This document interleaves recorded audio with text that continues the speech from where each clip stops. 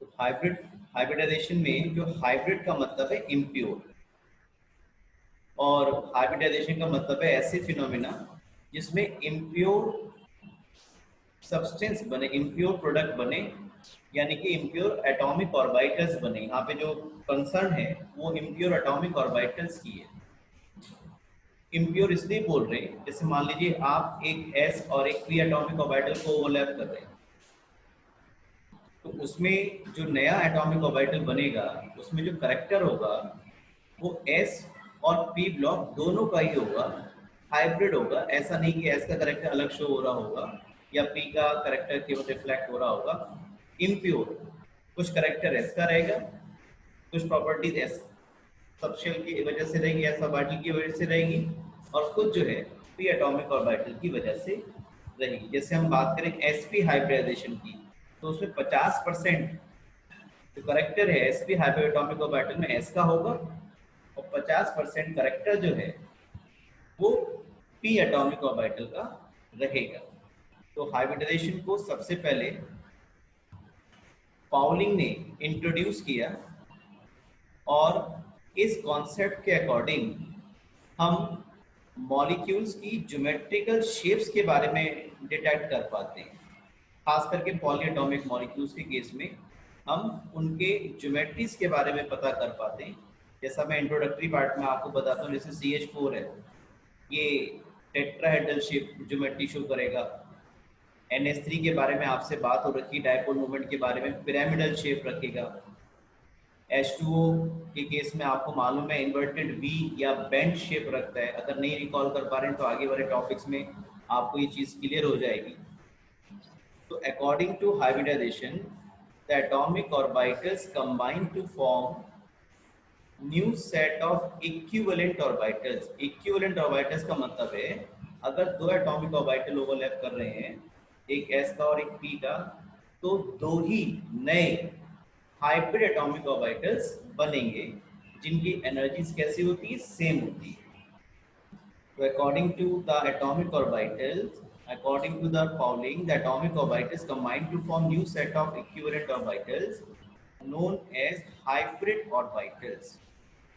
Unlike pure orbitals, the hybrid orbitals are used in bond formation, and this phenomena is known as hybridization, which is purely can be defined as the process of intermixing of atomic orbitals of slightly different energies so as to redistribute their energies, and it results in the formation of new set of orbitals of equivalent energies and shape। यानी कि जो नए hybrid atomic orbital बनेंगे उनकी energy भी same होगी, और साथ ही साथ उनका शेप भी वो सब मिलकर के डिसाइड करेंगे। For example, when 1 2s and 3 2p atomic orbital of carbon hybridise यानी कि ओवरलैपिंग में जाएंगे, then they form 4 new hybrid atomic orbitals. Right, कुछ साइलेंट फीचर्स भी हैं हाइब्रिडाइजेशन के, उसको भी हम सीख लेते हैं। The number of hybrid atomic orbitals is equal to the number of atomic orbitals that get hybridized। यानी कि अगर एक s और दो p के एटॉमिक ऑर्बिटल ओवरलैप करेंगे तो नए 3 हाइब्रिड एटॉमिक ऑर्बिटल बनेंगे। एक s और 3 p के एटॉमिक ऑर्बिटल आपस में अगर ओवरलैप करेंगे तो 4 न्यू हाइब्रिड एटॉमिक ऑर्बिटल बनेगी। एक s और एक p यानी कि दो एटॉमिक ऑर्बिटल अगर ओवरलैप करेंगे तो दो नए hybrid atomic orbital will be formed। The hybridized atomic orbitals are always equivalent in energy and the shape। The hybrid atomic orbitals are more effective in forming stable bonds than the pure atomic orbitals। ये hybridization की जरूरत इसलिए पड़ी कि जो atoms, किसी भी atom के जो एटॉमिक ऑर्बिटल्स हैं, जब वो अलग अलग पार्टिसिपेट कर रहे थे बॉन्ड फॉर्मेशन में, तो बॉन्ड की स्ट्रेंथ उतनी नहीं आ रही थी जितना कि हाइब्रिड एटॉमिक ऑर्बिटल्स यानी कि सब मिल करके एटॉमिक ऑर्बिटल बॉन्ड फॉर्मेशन में इन्वॉल्व हो रहे हैं। These hybrid orbitals are directed in shape in some preferred direction to have minimum repulsion। ये मैंने आपको पहले भी बता चुका हूँ कि जो किसी भी मॉलिक्यूल के अंदर बॉन्ड एंगल है, ये वो एंगल है जिस पर एटॉमिक ऑर्बिटल के बीच में जो रिपल्शन है वो मिनिमम लगता है। जैसे मैंने आपको बता रखा है, जैसे वाटर का केस अगर आप देखेंगे, वाटर के केस में जो बॉन्ड एंगल है इट इज अप्रोक्सीमेटली 104.5 डिग्री। तो इसका मतलब ये हुआ, जब ये बॉन्ड पेयर वाले जो ये बॉन्ड्स हैं, दो ओ बॉन्ड एच, इनमें जो बॉन्ड पेयर इलेक्ट्रॉन्स हैं उनके बीच में रिपल्शन 104.5 डिग्री जब बॉन्ड एंगल इनके बीच में होगा तो मिनिमम लगेगा। यानी कि 3 डायमेंशनल स्पेस में मॉलिक्यूल्स जो हैं इस तरह का शेप अटेन करते हैं कि उनके बॉन्ड पेयर्स के बीच में या बॉन्ड पेयर लोन पेयर के बीच में या लोन पेयर के बीच में जो रिपल्शन का मैग्नीट्यूड है वो मिनिमम रहे।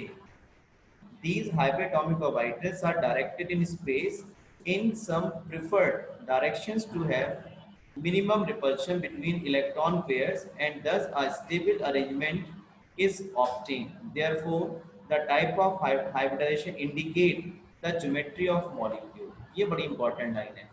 यानी कि अगर sp हाइब्रिड हाइब्रिडाइजेशन है तो हम पता कर लेंगे कि कौन सी ज्योमेट्री होगी। जैसे sp की ज्योमेट्री होती है लीनियर, अभी सीखेंगे आप। sp2 होगा तो उसकी होगी ट्राइगोनल प्लेनर, sp3 होगा तो उसकी होगी टेट्राहेड्रल, sp3d अगर होगा तो उसका पेंटागोनल बाइपिरामिडल। इंपॉर्टेंट कंडीशंस हैं हाइब्रिडाइजेशन की कुछ। The orbital present in the valence shell of the atom are hybridised, ये वीबीटी पर बेस्ड है। जैसे वीबीटी कहती है only valence shell electron participate in chemical bond formation, similarly in hybridization, only the valence shell atomic orbitals of an atom participate in overlapping. The orbital undergo hybridization should have almost equal energy. यानी कि 3s 3p के atomic orbitals overlap कर लेगा, लेकिन 3s 4p से नहीं कर पाएगा या 3s 2p से नहीं कर पाएगा। ऐसे atomic orbital आपस में overlap करेंगे जिनकी एनर्जी बहुत कंपेरेबल हो, बहुत क्लोज हो। Promotion of electron is not essential condition for hybridization. अभी आप देखिए कुछ एग्जांपल्स हम पढ़ेंगे जिसमें इलेक्ट्रॉन एक्साइटेड होगा और एक्साइटेड होकर के वो नए ऑर्बिटल में जाएगा, तब वो हाइब्रिडाइजेशन में एटॉमिक ऑर्बिटल पार्टिसिपेट करते हैं। लेकिन ऐसा हमेशा नहीं होगा। ये जरूरी नहीं है कि ओवरलैपिंग अगर होगी या हाइब्रिडाइजेशन अगर होगा तो वो उनमें इलेक्ट्रॉन जो है सेंट्रल मेटल एटम के अंदर एक्साइटेड स्टेट में जाए ही जाए। It is not necessary that only half a atomic orbital participate in hybridization. अभी जो मैं डिस्कस आपसे करूंगा उसके बाद कुछ बच्चे गलत मिसकंसेप्शन बना लेते हैं। वो मिसकंसेप्शन क्या है कि वही एटॉमिक ऑर्बिटल ओवरलैपिंग में जाएंगे जो कि अनपेड इलेक्ट्रॉन रखेंगे। ऐसा नहीं है। जब हाइब्रिडाइजेशन में दूसरे एटॉमिक ऑर्बिटल भी पार्टिसिपेट कर देते हैं। Now we go for the types of hybridisation.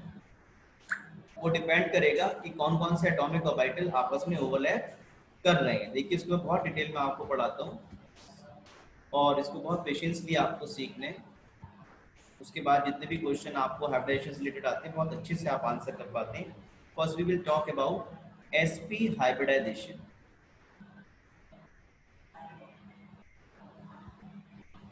तो एसपी हाइब्रिडाइजेशन को एक्सप्लेन करने के लिए मैं आपके साथ एक मॉलिक्यूल का फॉर्मेशन डिस्कस कर रहा हूँ, दैट इज अ BeCl2।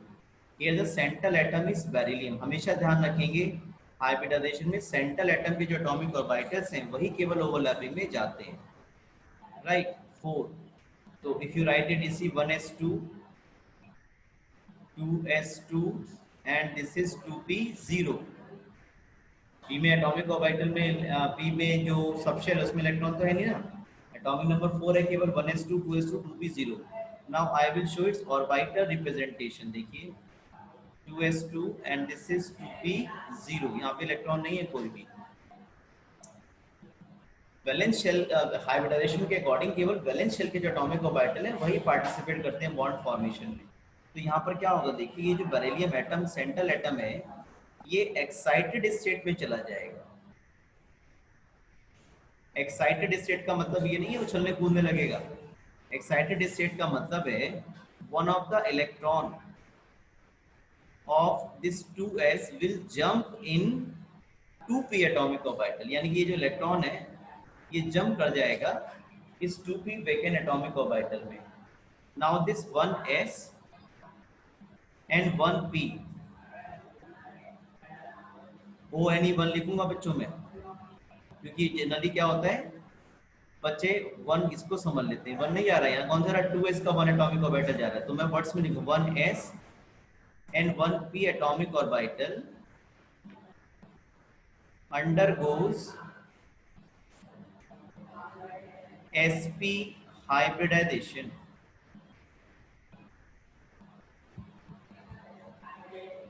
और जब एक s और एक p एटॉमिक ऑर्बिटल आपस में ओवरलैपिंग में जाएंगे तो हाइब्रिडाइजेशन के जैसे आपने कुछ फीचर्स पढ़े, सेम नंबर में उतने ही नए हाइब्रिड एटॉमिक ऑर्बिटल बनेंगे, यानी कि ये 1s और 1p जब ओवरलैप करेगा तो 2 new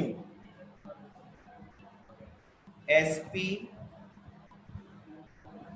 hybrid atomic orbitals of similar energies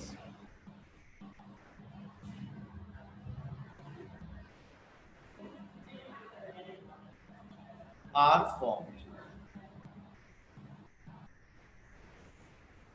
और ये जो दो दिख रहे हैं आपको, ये जो कि ओवरलैपिंग में नहीं गए अनहाइब्रिडाइज्ड स्टेट में, वो अलग रहेंगे।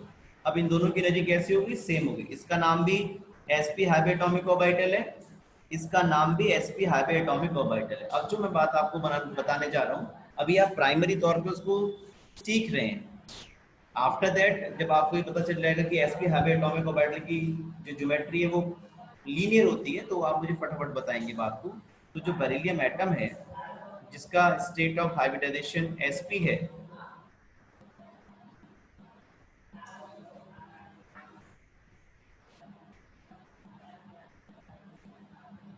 जिसका स्टेट ऑफ हाइब्रिडाइजेशन sp है, ये जब हाइब्रिडाइजेशन में जाएगा तो इट विल हैव,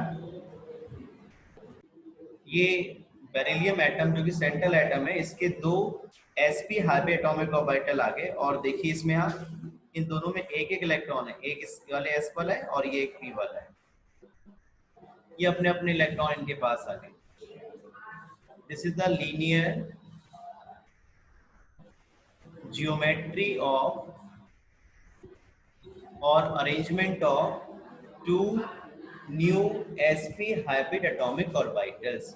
यहाँ पे आप देख सकते हैं दूसरा एटम कौन है, यहाँ पे 17Cl है, atomic number of Cl is 17, तो इसका इसी आप कैसे लिख पाएंगे, हीलियम, उसके बाद नियॉन, ये 10 के लिए आ गया, और it is 3s2 and it is 3p5।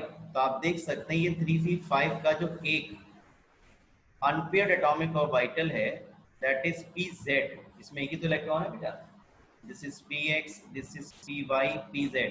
तो जो pz अनपेयर्ड एटॉमिक ऑर्बिटल है उसका शेप आपको मालूम है डम्बेल शेप होता है। So there are 2 Cl atoms and there are 2 sp hybrid atomic orbitals of Cl। तो क्या होगा, जो Cl का pz एटॉमिक ऑर्बिटल है whose shape is dumbbell, that will overlap with this 2 sp hybrid atomic orbitals of beryllium atom. ये क्या है, pz of Cl। Similarly it is also pz of Cl, another Cl, and when they overlap, because आप देख रहे हैं यहाँ पे head to head overlapping हो रही है, इसलिए the bond will form, that will be a sigma bond, and the bond angle in the PeCl2 molecule is 180 degree। This is the linear geometry of PeCl2 molecule, और इसमें आप देख सकते हैं कितने सिग्मा बॉन्ड हैं, 2 सिग्मा बॉन्ड हैं, 1 p bond Cl, 1 p bond Cl। So this you have to learn, if there are only 2 sigma bonds in the molecule, geometry will always be linear, bond angle will be 180 degree। ये सबसे ज्यादा bond angle है 180 degree जो किसी भी molecule के अंदर हो सकता है। तो कई बार क्वेश्चन आता है, which of the following hybridisation और which of the following molecule will have the highest bond angle. तो आप देखिएगा जिसमें sp हाइब्रिडाइजेशन हो या उसकी ज्योमेट्री या शेप लीनियर हो, उसमें बॉन्ड एंगल का जो मैग्नीट्यूड है that will be the highest. हाँ क्या कह रहे हैं बोलिए। next hybridization, that is sp2. Now we study sp2 hybridization. So to explain sp2, I take example of BCl3.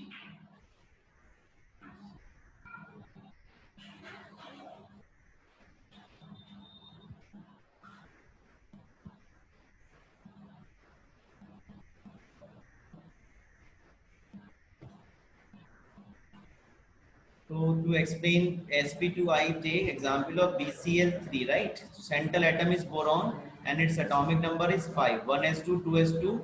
Here it should be 2p1. It is 2p1 लीजिए, right? अब क्या होगा, बोरॉन इन एक्साइटेड स्टेट तो एक electron jump कर जाएगा और ये वाली कंडीशन आ जाएगी, तो ये 1s and 2p atomic orbital when undergo overlapping, ये 2 हो जाएंगे. When undergoes sp2 hybridization, so they form how many? 3 new sp2 hybrid atomic orbitals, और इनकी एनर्जीज कैसी होगी? सेम होगी. ठीक है, इनकी एनर्जी कैसी होगी? सेम होगी आपकी. इसीलिए इन सबको हमने एक साथ बनाया है, और ये जो एक लेफ्ट रह गया है उसको हम अलग से बना दें. तो यहाँ पे मैं क्या लिखूंगा? 3 की 2 की जगह कितना रहेगा? 3.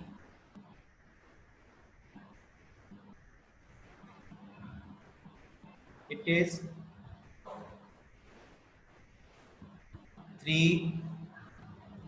There are 3 new sp2 hybrid atomic orbitals of similar energies. और इस बात को आपको सीखना है that the geometry of these sp2 hybrid atomic orbitals will be trigonal planar. और ट्राइगोनल प्लेनर हम कैसे बनाएंगे वो आप समझ लीजिए. Central atom is boron. This is one of the orbital of sp2. This is second orbital of sp2. This is third orbital of sp2, and it is trigonal planar arrangement of these 3 sp2 hybrid atomic orbitals of boron atom which has one electron each. देखिए सब में एक electron है. How many Cl are there? 3. And each Cl will have one pz atomic orbital. So one pz of one Cl with one electron. Second pz of second Cl with one electron. Third pz of third Cl, and you will get this type of geometry. This is d bond Cl, b bond Cl, and this is b bond Cl, right? So it is trigonal planar geometry of sp2 hybridized atomic orbital, and bond angle will be of 120 degree. This is trigonal planar geometry. आपने देखा यहाँ पे sigma bond कितने? 3 हैं. तो if there will be 3 sigma bond, then state of hybridisation will be sp2. अगर 2 sigma bond होंगे तो state of hybridisation will be sp. अभी और देख लेते हैं next example. Now we go for the sp3 hybridisation.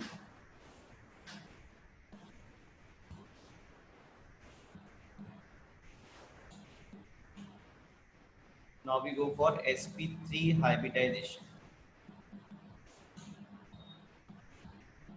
तो नाम से समझ में आ रहा है 1s and 3p atomic orbitals of almost similar energies will participate in overlapping, and they form how many? 4. For sp3 देखिए मैंने एग्जांपल ले लिया CCl4 आपके लिए. Central atom is carbon. हमेशा हाइब्रिडाइजेशन में सेंट्रल एटम ही पार्टिसिपेट करता है. उसके atomic orbital strong bond formation के लिए हाइब्रिडाइजेशन में जाते हैं. जैसे कार्बन का इसी अगर आप पढ़ेंगे, this is 1s2 2s2, this is 2p2. ये वाली कंडीशन आ गई. और जब कार्बन एक्साइटेड स्टेट में जाएगा तो one of the electron will be transfer to the 2p, और इस तरह से ये 1s and 3p will undergo sp3 hybridization and कितने बनेंगे बच्चों? 4 new sp3 hybrid atomic orbital और सिमिलर एनर्जीज, और इनकी जो ज्योमेट्री है वो आपको सीखनी है। Geometry of sp3 hybridized atomic orbital will be tetrahedral with 1 electron. आप देख सकते हैं सब में 1 इलेक्ट्रॉन है। This is tetrahedral geometry of CCl4 molecule. और आप देखिए, हाँ CC कार्बन एटम, और ये देखिए आप Cl कितने यहाँ पे 4 है, तो हर Cl के पास 1 pz atomic orbital will be there with 1 electron. So 1 Cl, second Cl, third Cl, and this is 4th Cl, और ये दोनों इलेक्ट्रॉन्स पेयर्ड अप हो जाएंगे। Cl के पास भी एक इलेक्ट्रॉन रहेगा, and now we get this geometry that is called tetrahedral geometry.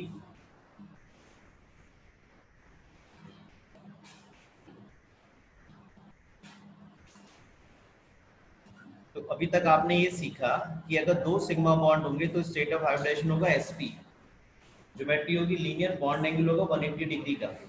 फिर आपने सीखा sp2, एक s 2p, 3 नए हाइब्रिड एटॉमिक ऑर्बिटल बनेंगे, geometry will B trigonal planar, bond angle 120 degree, sigma bond 3, और यहाँ पे सिग्मा बॉन्ड कितने आपके पास देखिए 4 सिग्मा बॉन्ड है, तो एक s 3p, तो sp3 हाइब्रिडाइजेशन में होगा, and its geometry is called tetrahedral. This arrangement is called tetrahedral and bond angle will be approximately 109.5 degree. Linear में bond angle 180 degree, trigonal planar में 120 डिग्री, और tetrahedral में 109.5 डिग्री। ठीक है, now we move to the next hybridization which is called sp3d। sp4 तो हो नहीं सकता भाई, क्योंकि p में तो 3 ही एटॉमिक ऑर्बिटल होते हैं ना। कुछ बच्चों तो पूछो भाई नेक्स्ट बताओ कौन सा होगा, तो sp4 में p में 3 ही एटॉमिक ऑर्बिटल होते हैं, तो how it could be sp4। तो इसको एक्सप्लेन करने के लिए, फॉर एक्सप्लेनिंग sp3 हाइब्रिडाइजेशन, देखिए मैंने आपको sp समझाया तो मैंने लिया BeCl2। पीरियोडिक टेबल में देखेंगे, when I explain sp2 then I take BeCl3, और उसके बाद मैंने क्या एक्सप्लेन किया sp3, तो क्या लिया मैंने CCl4, और अब मैं sp3d के लिए क्या लूंगा बताओ? हाँ, काफी बच्चे आंसर कर देते हैं NCl5। गलत है, क्योंकि नाइट्रोजन के पास डी एटॉमिक ऑर्बिटल नहीं होता। नाइट्रोजन डी की स्टार्टिंग कहाँ से होगी? थर्ड शेल से होगी। So we go for PCl5। Nitrogen does not form NCl5 क्योंकि उसमें डी एटॉमिक ऑर्बिटल की अवेलेबिलिटी नहीं होती। बड़ा इंपॉर्टेंट क्वेश्चन है, 3 साल 2 साल लगातार last to last year board में पूछा गया है। तो क्योंकि यहाँ पे डी एटॉमिक ऑर्बिटल नहीं होता, इसलिए NCl5 will not be form. तो we will go for next member of 15 group which has d atomic orbital, that is phosphorus, and atomic number is 15। इसका EC अगर लिखूंगा कोर कॉन्फ़िगरेशन का, it is 3s2 3p3 and I need 3d atomic orbital where no electrons, so I write 3d0। so phosphorus के case में अगर orbital representation करें, it will be like this 3s2 3p3 and this is 3d0। This is 3d0। What happen when this Cl atoms will approach to the phosphorus for bond formation, the phosphorus 3s electron will undergo excited state। ये repulsion को minimise करने के लिए Cl के पास भी अपने electron होंगे, phosphorus के पास भी अपने इलेक्ट्रॉन है, तो to minimize the repulsion one of the electron of 3s will be shifted in the d atomic orbital and we get this type of excited state of phosphorus in which one electron we find in the 3d subshell। so one electron in 1s, one electron in each p atomic orbital, one is CD। now this 1p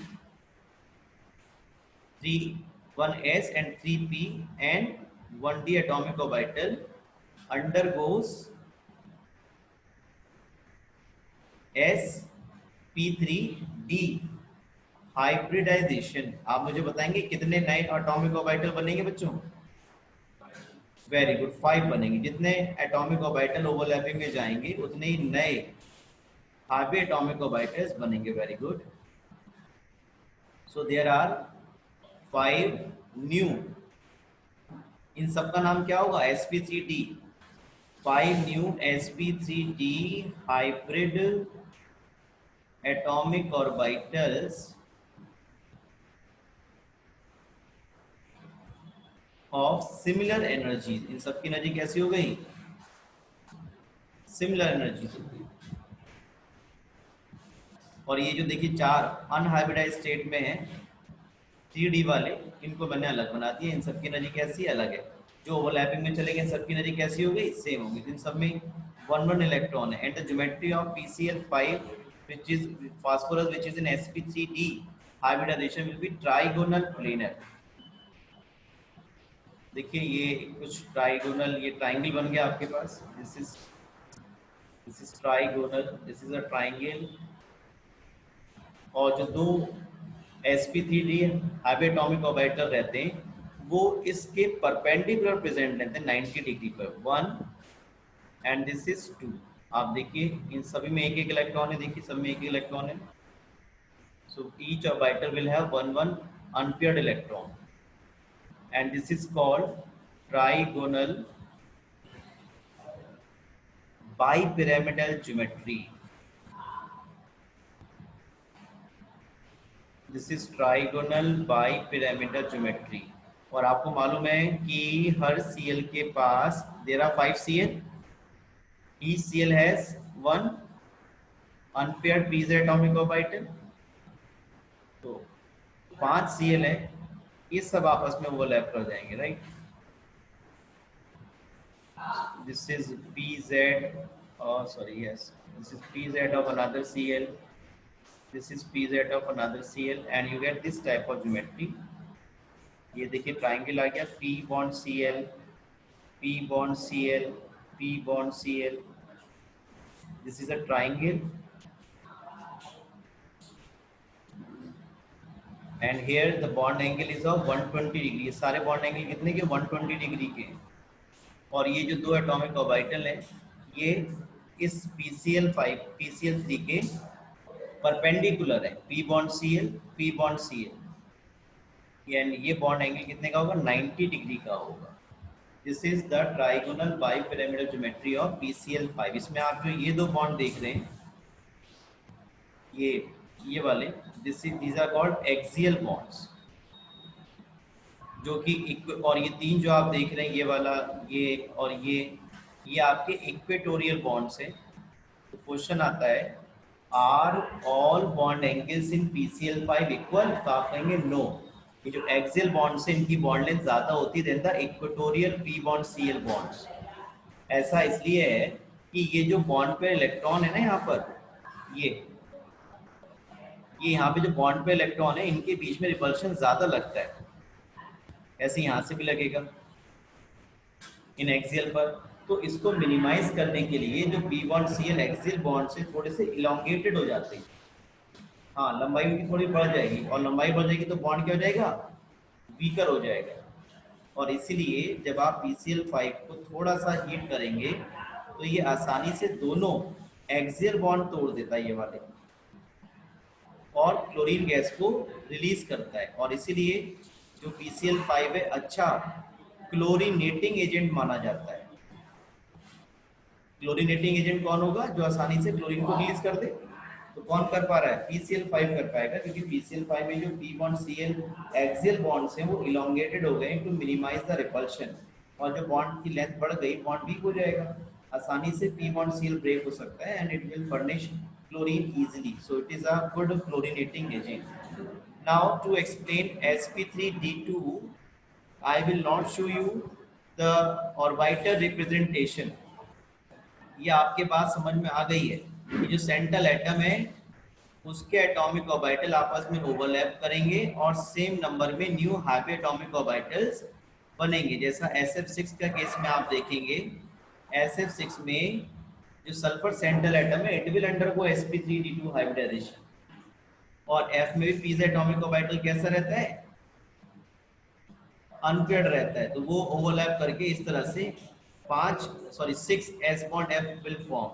तो आपको याद रखना है इन sp3d2 hybridization 1 atomic orbital of s, 3 of p and 2 of d overlap to form 6 new hybrid atomic orbital which have similar energies. और उनका जो geometry है sp3d2 hybrid atomic orbitals का स्पेस के अंदर, दैट इज ऑब्जर्व ऑक्टाहेड्रल. ये मैं आपके सामने ऑक्टाहेड्रल ज्योमेट्री बना रहा हूँ जिसमें सभी बॉन्ड एंगल जो है वो 90 डिग्री के रहते हैं. ये आप फर्स्ट टाइम सीख रहे हैं तो इसको आप समझ लीजिए. This is the octahedral arrangement of atomic orbital in 3 dimensional space in which each bond angle is of 90 degree. ये भी और ये भी 90 डिग्री के बॉन्ड एंगल से.